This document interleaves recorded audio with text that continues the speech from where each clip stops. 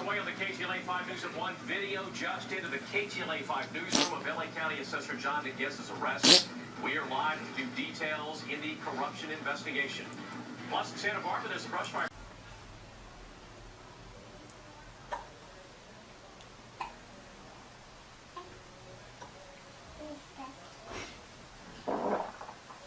Wow.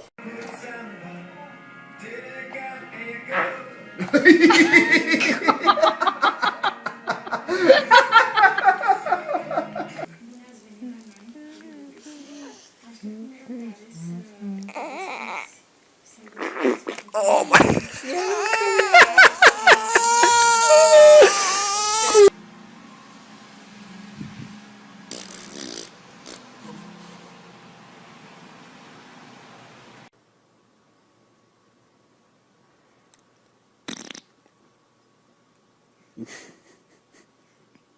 Smiley.